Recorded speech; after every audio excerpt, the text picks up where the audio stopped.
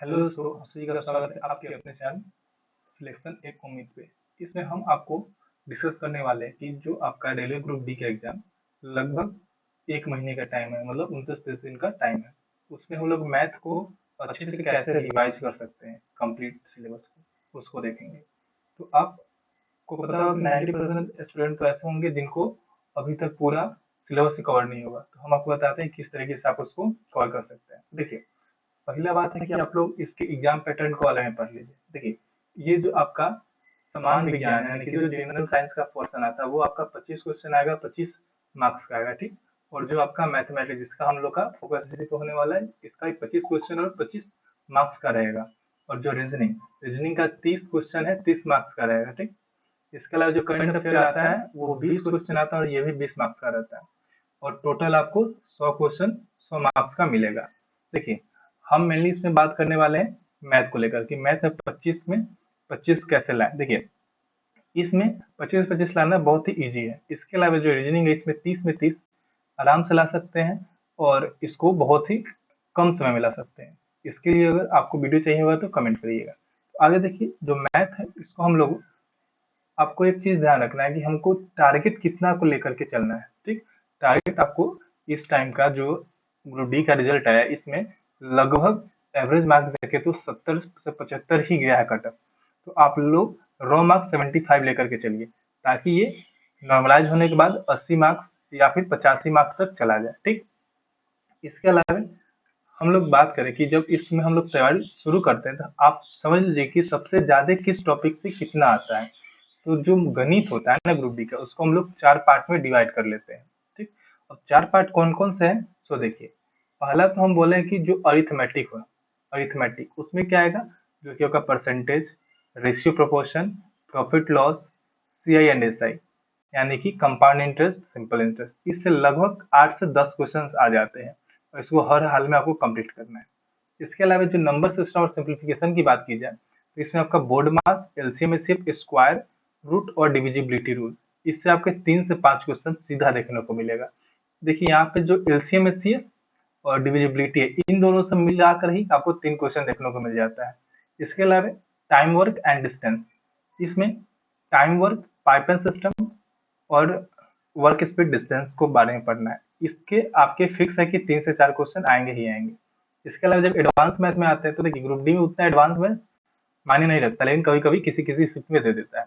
वही एनडीपीसी में रहता है तो बहुत ज्यादा रहता है, लेकिन डीआई आपको पढ़ के जाना है। इसमें आपको मेंसुरेशन 2D 3D दोनों पढ़ लेना है, ज्योमेट्री का बेसिक नॉलेज होना चाहिए, अलजेब्रा का पूरे फॉर्मूला याद होना चाहिए और डाटा इंटरप्रिटेशन यानी कि डीआई को कवर कर लिए। इसमें 5 से 6 क्वेश्चन आपको आराम से मिल जाएंगे। इसके अलावा देखिए कि हम इसको, जो आपका पूरा सिलेबस है इसको हमने 3 फेज में डिवाइड कर दिया है। कौन कौन सा फेज है, तो देखिए, फेज 1, फेज 2 और फेज 3, ये तीनों एक दूसरे से क्या रहेंगे, इंटरकनेक्टेड रहेंगे। फेज 1 को, जिसमें आपको हाई वेटेज वाले टॉपिक को सबसे पहले कवर करना है, जो कि आपको 1 से लेकर के 12 दिन के बीच में आपको कवर हो जाना चाहिए। इसमें क्या क्या आएगा, तो पहले से 1 से लेकर के 3 दिन तक में आपको परसेंटेज और रेशियो को कवर करना है। एक दिक्कत आपको बताते हैं कि जो परसेंटेज के बाद सीधा प्रॉफिट लॉस पे जाते हो वो आपको नहीं करना है, परसेंटेज के बाद सीधा रेशियो और प्रोपोर्शन करना है। क्यों, क्योंकि परसेंटेज में और ये प्रॉफिट एंड लॉस में कुछ ऐसे क्वेश्चन है जो कि आप रेशियो से इजीली तरीके से सॉल्व कर सकते हो, और ये दोनों को बेसिक माना जाता है, ठीक है। इसके अलावा अगर हम बात करें तो जो आपका 4 से लेकर के 6 दिन का जो गैप रहेगा दिन, उसमें आपको प्रॉफिट लॉस और डिस्काउंट को कवर कर लेना है। और देखिए, इन दोनों से 2 क्वेश्चन तो आने ही आने हैं, इससे कुछ कम नहीं होने वाला है, ठीक। इसके अलावा 7 से 9 दिन का जो टाइम रहेगा उसमें आपको टाइम एंड वर्क हालांकि बहुत ही इजी चैप्टर है, इसी के साथ साथ टाइम एंड वर्क के साथ साथ आप पाइप एंड टंकी भी पढ़ सकते हैं। और जो स्पीड डिस्टेंस है इसके साथ ट्रेन भी पढ़ लीजिएगा और इस पे ज्यादा फोकस दीजिएगा। स्पीड एंड डिस्टेंस से 2 क्वेश्चन आ जाते हैं। इसके अलावा जो एचसीएफ मेथड से कौन से क्वेश्चन बनते हैं, जो कि अपोजिट करके देता है, वो वाला क्वेश्चन आता है। और जो 10 से 12 जो दिन रहेंगे उसमें आपको सिंप्लीफिकेशन और बोर्ड मास, देखिए हालांकि दोनों एक ही चैप्टर का नाम है, इससे आपको 3 से 4 क्वेश्चन लिखा हुआ है और आते ही आते हैं। अगले हम फेज में चले तो फेज 2 में हम लोग कुछ मीडियम वेटेज जो कि एडवांस गणित है उसको हम लोग देखेंगे, जो कि 13 से 22 दिन तक रहने वाला है। इसमें क्या रहेगा कि 13 से 15 दिन तक में आपको पहले तो नंबर सिस्टम को कंप्लीट करना है, और नंबर सिस्टम में आपको सब नहीं पढ़ना है, नंबर सिस्टम पढ़ने बैठे हो 1 महीना में भी खत्म नहीं होगा। इसमें आपको मेनली रूप से divisibility rule, remainder theorem, last digit और नंबर ऑफ जीरोज, इतना ही कवर करना है, इसके अलावा कुछ नहीं।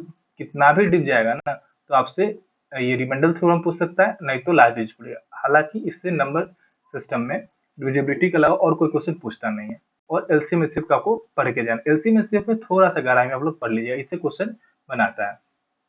अब 16-17 यानी कि 2 दिन का जो टाइम मिलेगा, इसमें आपको सिंपल और कंपाउंड इंटरेस्ट को खत्म करना है। देखिए सिंपल इंटरेस्ट का आप लोग कहीं पर भी जाकर के 1 घंटे का वीडियो देखिएगा, पूरा कंप्लीट हो जाएगा। लेकिन कंपाउंड इंटरेस्ट में थोड़ा सा दिक्कत होता है, बस रेशियो मेथड अगर आपको याद रहेगा तो ये भी दिक्कत नहीं होगा।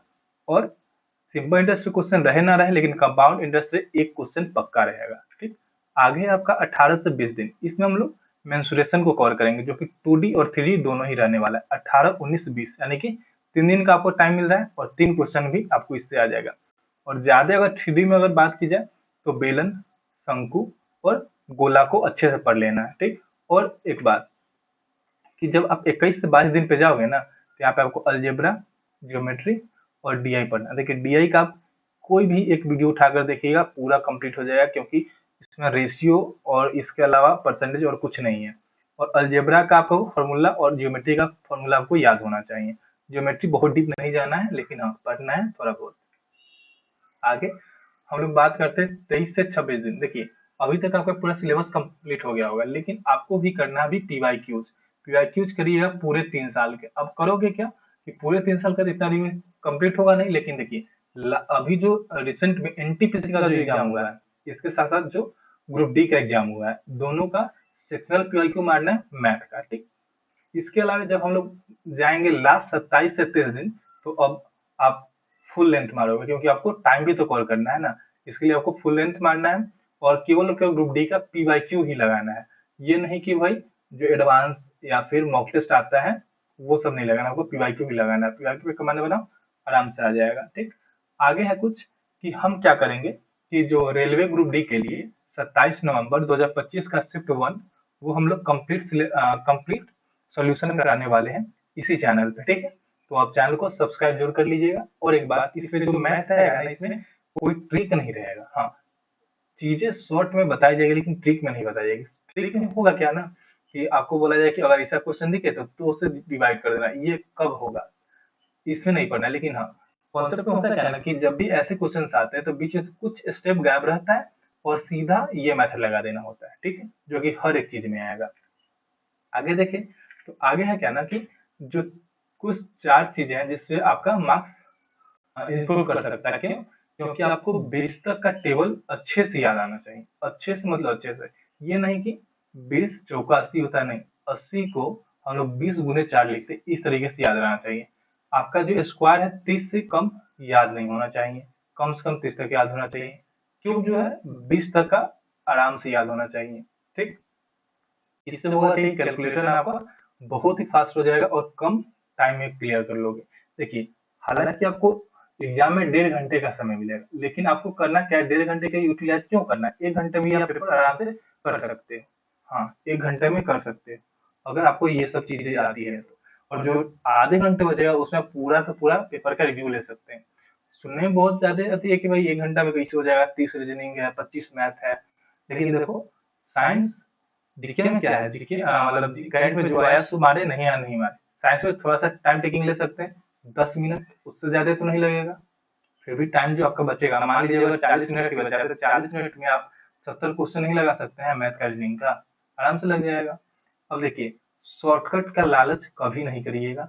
हाँ, चीजें बेसिक से सीखिएगा। अब बेसिक में ही आपको इतना फास्ट हो जाना है कि आपको शॉर्टकट के तरीके पे नहीं जाना है। और एक चीज आपको हमेशा बचना है निगेटिव मार्किंग से, क्योंकि 1/3 का नेगेटिव मार्किंग है, रुका मारोगे नंबर ऐसे ही कट जाएगा। फॉर्मूला सीट के बारे में हम बता रहे हैं कि जो फॉर्मूला आप लिखोगे, चाहे वो एडवांस का हो, अरिथमेटिक का हो, उसको आपको डेली 15 मिनट पढ़ना है। ऐसा नहीं कि याद हो गया छोड़ दिए, वो वाला बात नहीं, आपको डेली पढ़ना है। देखिए आई होप आपको ये वीडियो अच्छा लगा। वीडियो बनाने में बहुत ज्यादा मेहनत लगता है, तो आप लोग वीडियो को हाइप जरूर किया करिए ताकि और भी लोगों के पास पहुंच पाए। ठीक है, मिलते हैं हम लोग कहाँ पर, तो आपका जो सोल्यूशन होने वाला है 27 नवंबर का फर्स्ट शिफ्ट का। ठीक है।